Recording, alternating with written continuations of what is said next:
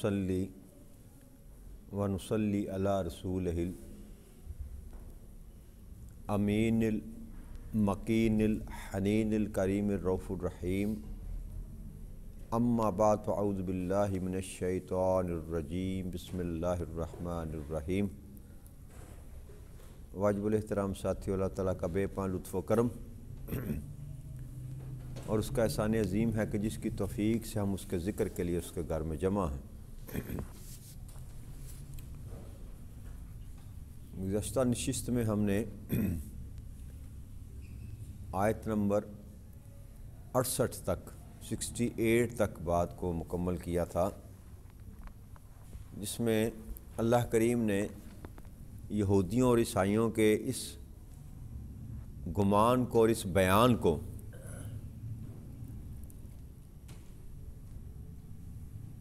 तरदीद करते हुए फरमाया कि इब्राहीम अलैहिस्सलाम ना तो यहूदी थे ना वो नसरानी थे, और वो हर बातिल से जुदा रहने वाले सच्चे मुसलमान थे, और वो मुशरिकों में से भी ना थे। तो जहां हमने बात ख़त्म की थी, अल्लाह करीम ने ये हक जो जता रहे थे वो यहूदी और नसरानी कि इब्राहीम अलैहिस्सलाम जो हैं वो यहूदी थे या नसरानी थे, यानी कि हमारे थे, हम में से थे। तो अल्लाह ने उसका जवाब दिया कि बेशक सब लोगों से बढ़कर इब्राहीम अलैहिस्सलाम के करीब और हकदार तो वही लोग हैं कि जिन्होंने उनकी पैरवी की। और मैंने कल एक हदीस मुबारक आपके सामने पेश की थी, दोबारा पेश कर देता हूँ कि हज़रत अब्दुल्ला रज़ी अल्लाह ताला अन्हु रवायत करते हैं इस बात को कि आका करीम सल्लल्लाहु अलैहि वसल्लम ने इरशाद फरमाया कि हर नबी जो होता है उसका नबियों में से कोई दोस्त ज़रूर होता है, और मेरा जो दोस्त है, मेरे जो दोस्त हैं वो मेरे वालिद यानी कि जद्द अमजद इब्राहीम अलैहिस्सलाम और अल्लाह के दोस्त खलीलुल्लाह वो हैं। तो यहाँ अल्लाह करीम ने साहित्य करीमा में ये जिक्र फरमाया कि इब्राहीम अलैहिस्सलाम के साथ तल्लक रखने का हक जताने का हकदार वही है जो हकीकत में इब्राहीम अलैहिस्सलाम के दीन पर चलता है, उनकी पैरवी करता है। और यही नबी यानी कि आका करीम सल्लल्लाहु अलैहि वसल्लम और इन पर ईमान लाने वाले हैं कौन? जो इब्राहीम अलैहिस्सलाम की पैरवी कर रहे हैं। अब अल्लाह ने सनद अता कर दी कि तुम हरगिज़ इब्राहीम अलैहिस्सलाम की पैरवी करने वाले नहीं हो। ऐ यहूदी और नसरानी हो, तुम्हारा असलन इब्राहीम अलैहिस्सलाम के साथ या उनके दीन के साथ कोई तल्लक नहीं है। मेरे इब्राहीम अलैहिस्सलाम के साथ तल्लक किनका है? वो ये जो नबी तुम्हारे सामने बैठा तशरीफ़ फरमा है आका करीम सल्लल्लाहु अलैहि वसल्लम, इनका तल्लक है और उनके मानने वालों का तल्लक है। और हक जताने का हक भी यही रखते हैं कि हम इब्राहीम अलैहिस्सलाम के वारिस हैं। तो मैंने आपसे अर्ज़ की थी ना कि आका करीम सल्लल्लाहु अलैहि वसल्लम से जब पूछे थे यहूदी और ईसाई कि आप किस दीन पर हैं, तो आप फरमाया करते थे मैं दीन इब्राहीम पर। तो फिर आगे अल्लाह करीम ने इरशाद फरमाया था वल्लाहु वलियुल मुमिनीन। याद रखो, ये गुमान भी अपने जहनों से निकाल दो कि मैं तुम्हारा दोस्त हूँ, यहूदियों या नसरानियों मैं तुम्हारा दोस्त हूँ। ना, मैं किनका दोस्त हूँ? जो साहिब ईमान हुए, मैं उनका दोस्त हूँ। वली मददगार, दोस्त भी कहा जा सकता है, मददगार भी कहा जा सकता है। तो मैं मौला उनका हूँ, मैं वली उनका हूँ जो मेरे महबूब पर ईमान लेकर आए। और हकीकत में ये वही लोग हैं जो इब्राहीम अलैहिस्सलाम पर ईमान लेकर आने वाले, क्योंकि मैंने अर्ज़ की थी कि दीन एक था, उसी का तसलसल था। और आका करीम सल्लल्लाहु अलैहि वसल्लम पर आकर अल्लाह ने फरमाया कि आज मैंने तुम्हारे लिए तुम्हारे दीन को मुकम्मल कर दिया। तो अल्लाह करीम ने दीन का जो चैप्टर था उसको क्लोज कर दिया कि अब ना इसमें कुछ डाला जाएगा ना निकाला जाएगा। جو دین تھا اللہ کریم نے، جو احکامات تھے آقا کریم صلی اللہ علیہ وسلم کی زبان اقدس سے امت کو عطا کر دی۔ باقی فروعی معاملہ، چھوٹے چھوٹے معاملہ، زندگی کے ساتھ چلنے والے معاملات ہیں جو احکامات میں نہیں آتے۔ مطلب اس کہنے کا مقصد یہ نہیں کہ قیامت تک جو معاملات ہوں گے قرآن اس کو ایڈریس نہیں کرے گا، بھئی وہ احکامات جو تبدیل نہیں ہو سکتے، شریعت کے وہ احکامات جو کبھی بھی تبدیل، زمانہ جو بھی چلتا رہے وہ احکامات تبدیل نہیں ہو سکتے۔ زندگی کے مسائل جو ہیں ان میں اجتہاد کیا جاتا ہے، یہ کلیئرٹی ہونی چاہیے ہمارے ذہنوں میں۔ اس کا مطلب یہ نہیں ہے کہ آقا کریم صلی اللہ علیہ وسلم کے دور میں تو یہ ویڈیو نہ تھی، کیمرہ نہ تھا، جہاز نہ تھا، تو یہ تو نئی چیزیں ایڈ ہو گئیں۔ یہ دین میں چیزیں ایڈ نہیں ہوئیں، دین ہے شریعت، دین ہے شریعت، طریقہ، اللہ اور اللہ کے رسول کے بتائے ہوئے رستے پر چلنے کا طریقہ، اس کو شریعت کہتے ہیں، اس میں کوئی تبدیلی نہیں کی جا سکتی۔ نماز صدیاں گزر گئی، صدیاں گزر جائیں گی، ہزاروں، لاکھوں، کروڑوں، اربوں سال بھی اگر آگے چلا جائے انسان تو نماز یہی پڑھے گا جو ہم پڑھ رہے ہیں، جو تاجدار کائنات پڑھا کرتے تھے صلی اللہ علیہ وسلم۔ زکوٰۃ کا نصاب جو آقا کریم صلی اللہ علیہ وسلم نے مقرر کیا اللہ کے حکم سے، قیامت تک کے لیے وہی نصاب رہے گا، اس میں کوئی تبدیلی، یہ مقصد ہے کہ دین کو مکمل کر دیا۔ اب کوئی صاحب شریعت نہیں آئے گا، اس لیے کوئی اور شریعت بھی نہیں آئے گی۔ تو اللہ نے فرمایا کہ میں مددگار کن کا ہوں؟ جو میرے محبوب پر ایمان لانے والے ہیں، مؤمنین۔ کیونکہ بات آقا کریم صلی اللہ علیہ وسلم کے دور کی جا رہی ہے نا، خطاب یہودی اور نصارہ کو کیا جا رہا ہے کہ تمہارا میں دوست نہیں ہوں، یاد رکھنا۔ کن کا دوست ہوں؟ یہ جو مصطفیٰ کریم کے دیوانے اور متوالے بیٹھے ہیں نا، میں ان کا دوست ہوں، تمہارا ہرگز دوست نہیں۔ اور قیامت تک کے لیے اللہ کریم نے یہ حکم صادر فرما دیا کہ اب جو بھی مجھ کو اپنا مددگار بنانا چاہتا ہے اس کا رستہ ایک ہی ہے، کیا؟ میرے محبوب پر ایمان لے آئے، میرے محبوب پر ایمان لے۔ آگے اللہ کریم ارشاد فرماتے ہیں آیت نمبر 59 میں، وَدَّتْ طَائِفَةٌ مِّنْ أَهْلِ الْكِتَابِ لَوْ يُضِلُّونَكُمْ وَمَا يُضِلُّونَ إِلَّا أَنفُسَهُمْ وَمَا يَشْعُرُونَ، کہ اے مسلمانوں، اہل کتاب میں سے ایک گروہ تو یہ شدید تر خواہش رکھتا ہے، کیا؟ کہ کاش وہ تمہیں گمراہ کر سکے، اپنے دین سے منحرف کر دیں، اپنے ساتھ ملا لیں، جس رستے پر صراط مستقیم پر تم چل رہے ہو وہاں سے پھسلا دے تم کو، شدید خواہش رکھتا ہے، مگر وہ فقط اپنے آپ ہی کو گمراہی میں مبتلا کیے ہوئے ہیں اور انہیں اس بات کا شعور نہیں۔ اللہ نے یہ بھی سند عطا فرما دی کہ جو میرے محبوب کا غلام ہو گیا اب کائنات میں کوئی اس کو تبدیل نہیں کر سکتا۔ جو ہرکل کی میں نے بادشاہ کی بات بتائی تھی، اس نے کہا تھا کہ ایمان تو کہتے ہی اس کو ہے، جب وہ گھر کر لیتا ہے دل میں پھر وہ نکلتا نہیں ہے۔ تو جو ایمان والا ہو گیا پھر وہ کبھی مرتد یا کافر نہیں ہوتا، ہوتا وہ ہے جو ابھی پورا ایمان میں داخل نہیں ہوتا، جو سرحد پر ہماری طرح کھڑا ہوتا ہے نا، ایمان کی سرحد پر کھڑا ہوتا ہے، ذرا سا جھونکا ہوا کا آیا تو یہاں سے پھسل کر دوسری طرف کفر کی طرف چلا گیا۔ لیکن جو صاحب ایمان ہو جاتے ہیں، استقامت والے، جن کو ایمان مل جاتا ہے، نصیب ہو جاتا ہے، اور پھر اللہ نے فرمایا تھا وہ اس پر ڈٹ جاتے ہیں، پھر ان کو کوئی چیز تبدیل نہیں کر سکتی۔ اللہ فرماتا ہے ان کو تبدیل کوئی نہیں کر سکتا، اے میرے محبوب تیرے ابو بکر صدیق رضی اللہ تعالیٰ عنہ کو کوئی تبدیل نہیں کر سکتا۔ یہ ان کا گمان ہے، یہ ان کو گمراہ کرنا چاہتے ہیں، حقیقت میں وہ خود گمراہی میں مبتلا ہے، تیرے کسی غلام کو یہ گمراہ نہیں کر سکتا، انہیں اس بات کا شعور نہیں ہے۔ اور یہ جو آیت کریمہ ہے نا، یہ آیت کریمہ یہ حضرت معاذ بن جبل، حذیفہ بن یمان اور عمار بن یاسر رضوان اللہ تعالیٰ علیہ اجمعین، یہ صحابی تھے آقا کریم صلی اللہ علیہ وسلم کے، ان پر یہودیوں نے کام یہ کیا دین کو چھڑوانے کے لیے۔ اس پر اللہ کریم نے جواب دیا کہ ایسے ٹھوکریں مار رہے ہو، ٹکریں مار رہے ہو، تم میرے محبوب کے کسی غلام کو خرید نہیں سکتے، اس کا ایمان تبدیل نہیں کر سکتے، تم جو بھی کر لو۔ تو اللہ آقا کریم صلی اللہ علیہ وسلم نے یہ بات قرآن کی آیت بنا کر جب صحابہ کو سنائی تھی تو وہ حیران رہ گئے یہودی کہ یہ تو ہمارا جو معاملہ تھا یہ اس رسول کو کیسے پتہ چل گیا؟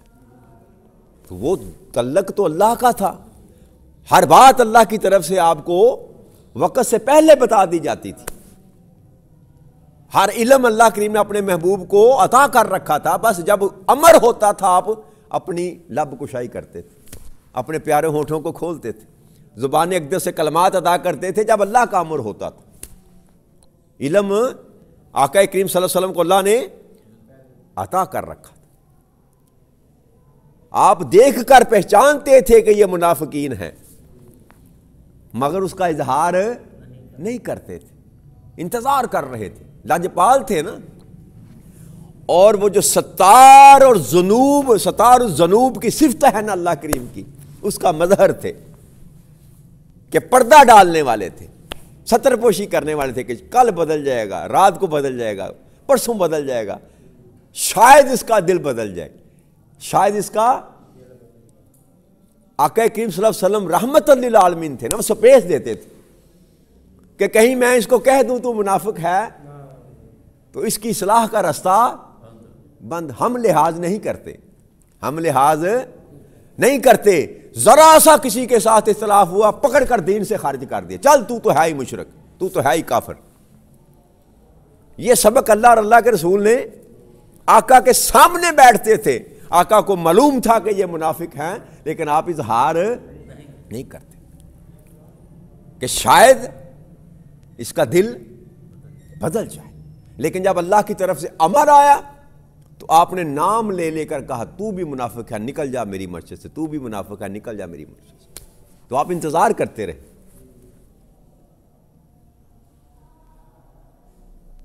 تو اللہ فرماتا ہے کہ میرے محبوب کے غلاموں کو بدلا نہیں جا سکتا، جو بدلنے کی کوشش کرتے رہتے ہیں وہ خود گمراہی میں مبتلا۔ یہ کیا گمراہ کریں گے میرے محبوب کے غلاموں کو؟ آگے اللہ کے ارشاد فرماتے ہیں یا اہل الکتاب لما تکفرون بآیات اللہ وانتم تشہدون، اے اہل کتاب یہود و نصارہ دونوں، تم اللہ کی آیاتوں کا انکار کیوں کر رہے ہو حالانکہ تم خود گواہ ہو، یعنی کہ تم اپنی کتابوں میں سب کچھ پڑھ چکے ہو۔ اور یہودی بھی جانتے تھے کہ جس نبی سے ہم بات کر رہے ہیں صلی اللہ علیہ وسلم سے، یہ حقیقت میں آخری نبی۔ آقا کریم صلی اللہ علیہ وسلم کا کردار، آقا کریم صلی اللہ علیہ وسلم کے افعال، آقا کریم صلی اللہ علیہ وسلم کا حسن و جمال جو تھا وہ بتا رہا تھا، کھلی کتاب کی طرح تھا کہ یہی آخر الزمان نبی، لیکن چھپاتے تھے۔ تو اللہ کہہ رہا ہے کہ تم کیوں چھپاتے ہو، کیوں انکار کرتے ہو اس بات کا کہ یہ آخری نبی نہیں ہے، حالانکہ تم اچھی طرح جانتے ہو اس بات کو، تم اپنی کتابوں میں یہ سارے کا سارا حوال پڑھ چکے ہو، پھر کیوں تم چھپاتے ہو، حالانکہ تم خود گواہ ہو، شاہد ہو اس بات کے کہ یہ آخری نبی۔ پھر اللہ کریم نے آگے ارشاد فرمایا یا اہل الکتاب لما تلبسون الحق وبالباطل وتکتمون الحق وانتم تعلمون، کہ اے اہل کتاب تم حق کو باطل کے ساتھ کیوں خلط ملط کرتے ہو، گڈمڈ کرتے ہو، مکس کر دیتے ہو، اور حق کو کیوں چھپاتے ہو حالانکہ تم جانتے ہو۔ یہ دونوں آیتیں کریمہ میں مضمون ایک ہے، انداز اللہ کے میں بدل کر بات کی۔ پہلے کہ تم انکار کرتے ہو، پہلی آیت میں فرمایا کہ تم انکار کرتے ہو، یہاں فرمایا کہ تم حق اور باطل کو مکس کرتے ہو، کیوں ملاتے ہو حق کو باطل کے ساتھ، خلط ملط کرتے ہو اور حق کو چھپاتے ہو حالانکہ تم اچھی طرح جانتے ہو۔ تو یہ تنبیہ کی جا رہی تھی ان کو۔ تو آگے آیتیں آئے گی اور بھی آئیں گی، اللہ کریم قرآن کریم میں ارشاد فرمایا کہ یہ اس طرح جانتے تھے میرے نبی کو جیسے اپنے بچوں کو جانتے، اپنے بیٹوں کو جانتے۔ ہم گزر چکے ہیں اس آیت کریمہ پہ، یاد ہے آپ کو؟ اللہ نے فرمایا تھا کہ یہ اس طرح جانتے ہیں میرے محبوب کو جیسے کوئی اپنے بیٹوں کو پہچانتا ہے، ایسی پہچان تھی ان کو، لیکن محض اس لیے کہ ہماری چودراہٹ جاتی رہے گی، ہمارا ظاہری دبدبہ جلال جو شان و شوکت ہم نے بنا رکھی ہے لوگوں کے سامنے، اگر ان کو نبی تسلیم کر لیا تو لوگ ہمیں ماننا چھوڑ دیں گے۔ محض اس لیے دنیا کی خاطر اپنی آخرت کا سودا انہوں نے کر لیا، لیکن اللہ نے ان کو باور کرا دیا کہ تم ہی وہ لوگ ہو جو حق کو باطل میں مکس کرتے ہو۔ یہ گمان کرنا کہ ہم حق پر ہیں، ہم اللہ کے لاڈلے ہیں، ہم ابراہیم علیہ السلام کے وارث ہیں، اللہ نے کہا نہ تم نہیں ہو، تم تو وہ لوگ ہو جو سچی بات بھی نہیں کرتے، سچ کے ساتھ جھوٹ کو ملا کر بیان کرتے ہو، اور جو حقیقت ہے اس کو چھپاتے پھرتے ہو، محض کس لیے کہ ہماری دنیا خراب نہ ہو جائے۔ حالانکہ تم جانتے ہو، ساتھ یہ بھی فرما دیا، وہاں کہا کہ تم گواہ ہو اس بات کے کہ یہ میرا نبی آخری نبی ہے، تم گواہ ہو اس بات کے۔ کیوں؟ کہ موسیٰ علیہ السلام نے بھی تم کو بتایا تھا، نشانیاں بھی بتائی تھیں، نام بھی بتایا تھا، عیسیٰ علیہ السلام نے بھی تم کو بتایا تھا، نشانیاں بھی بتائی تھی، نام بھی بتایا تھا۔ اور میں نے آپ سے عرض کی تھی نا کہ ہزاروں سال سے یہودی قبائل یہاں آ کر آباد ہوئے تھے یثرب میں، کہ ان کو علم تھا کہ اس شہر میں نبی نے آنا، قیام یہاں پر ہوگا۔ اور وہ جو مکان ایوب انصاری رضی اللہ تعالیٰ عنہ کے پاس موجود تھا، وہ 1000 سال سے قبل کسی بادشاہ نے جو گزرا تھا وہاں سے، اس نے بنوا کر دیا تھا اور رکھا تھا کہ جب وہ میرے اللہ کا محبوب آئے تو یہ مکان میری طرف سے ان کو تحفے میں دے دیں۔ یعنی کہ ہزاروں سالوں سے لوگوں کو انتظار تھا اس بات کا کہ وہ یہاں آئیں گے، اس کھجوروں والے شہر یثرب میں آئیں گے۔ تو اللہ کہتا تم کیسے انکار کرتے ہو؟ تمہیں ہر چیز کا خبر ہے، ہر چیز کا پتہ ہے، ہر چیز کا علم ہے، لیکن تمہاری بدبختی یہ ہے کہ تم ایک تو حق بیان کرنا نہیں چاہتے، چھپاتے ہو، اور حق بیان اگر کرو بھی تو اس میں جھوٹ کی آمیزش کر کے حق بیان کرتے۔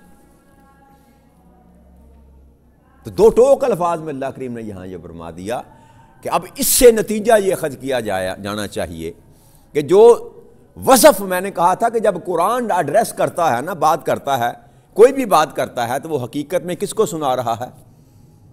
امت محمدیہ کو سنا رہا ہے صلی اللہ علیہ وسلم۔ اس وقت یہود و نصارہ سامنے بیٹھے تھے، آج جب قرآن پڑھ کر سنایا جاتا ہے تو کس کو سنایا جاتا ہے؟ امت محمدیہ کو سنایا جاتا ہے۔ میں آپ سے اگر مخاطب ہوں تو کس سے مخاطب ہوں؟ امت محمدیہ سے مخاطب ہوں۔ تو یہ سبق میرے لیے بھی ہے کہ میں جب بھی بات کروں کبھی حق اور باطل کو ملا کر نہ کروں، چاہے میرا کچھ بچے یا نہ بچے، اور حق بات اگر میرے پاس پہنچی ہے تو میں اس کو کبھی چھپاؤں نہ۔ یہ دونوں چیزیں جو ہیں مسلمانوں پر فرض کر دی گئی ہیں، اور اگر آپ ایسا کرتے ہیں کہ حق اور باطل کی آمیزش کرتے ہیں اور حق کو چھپاتے ہیں تو پھر یہ گمان نہ کیجئے کہ آپ امت محمدیہ میں سے ہیں، آپ ان کے ساتھ ہیں جو یہود و نصارہ آقا کے پاس بیٹھے ہوئے تھے۔ پھر آپ کا اس جماعت کے ساتھ کوئی تعلق نہیں، آپ اس جماعت کے ساتھ، آپ کا حشر اس جماعت کے ساتھ نہ ہوگا جو آقا کو ماننے والی تھی، آقا کی ماننے والی تھی، اس جماعت کے ساتھ ہوگا جو آقا کے سامنے بیٹھ کر بھی جھوٹ بولتے تھے، حق چھپاتے تھے۔ تو ہمیں خیال کرنا چاہیے کہ اللہ کی بات اور اللہ کے رسول کی بات، اور یہ ذمہ داری میرے جیسے لوگوں پر زیادہ آتی ہے جو دین بیان کرتے ہیں۔ میں تو چلو کچھ بھی نہیں، علماء دین کے پاؤں کی خاک بھی نہیں، میں تو بس نوکری کر رہا ہوں۔ سب سے زیادہ ذمہ داری ان لوگوں پر آتی ہے جو دین بیان کرتے ہیں، دین سمجھاتے ہیں لوگوں کو، اللہ اور اللہ کے رسول کا پیغام پہنچاتے ہیں، کہ اپنی منشا اور اپنی مرضی کو بیچ میں شامل نہ کریں، جو حق ہے وہی بیان کریں اور اس میں جھوٹ کی آمیزش نہ کریں، جو بات ہے وہ کھول کر بیان کریں، چاہے وہ تیرے عقیدے کے ساتھ ٹکرائے یا نہ ٹکرائے، اس سے کوئی فرق پڑتا نہیں۔ کیونکہ اگر تیرا ایمان جو ہے وہی متزلزل ہے اور تو اپنی مرضی سے اللہ کے کلام کو توڑ موڑ کر پیش کر رہا ہے تو ہرگز، سب کچھ ہو سکتا ہے، اللہ کے محبوب کا امتی نہیں ہو سکتا۔ تو ہمیں احتیاط کرنی چاہیے، اللہ اور اللہ کے رسول کی جہاں بات آ جائے سب کچھ اپنا قربان کر دیں، اپنی انا، اپنی ضد، اپنی شخصیت، اپنا وقار، اپنا علم، سب کچھ قربان کر دینا چاہیے، کیونکہ یہ بات اللہ اور اللہ کے رسول کی ہے اور ان سے افضل کائنات میں کسی کی بات ہو نہیں سکتی۔ تو اللہ کریم سے اس دعا کے ساتھ کہ رب کریم ہمیں بھی یہ توفیق عطا فرمائے کہ ہم حق بیان کرنے والے بن جائیں، حق بیان کرنے والے بن جائیں۔ بس یہی بات ختم کرتے ہیں، انشاءاللہ اللہ نے چاہا تو اس سے آگے کل لے کر چلیں گے۔ وما علینا الا البلاغ المبین۔ والسلام علیکم ورحمۃ اللہ وبرکاتہ۔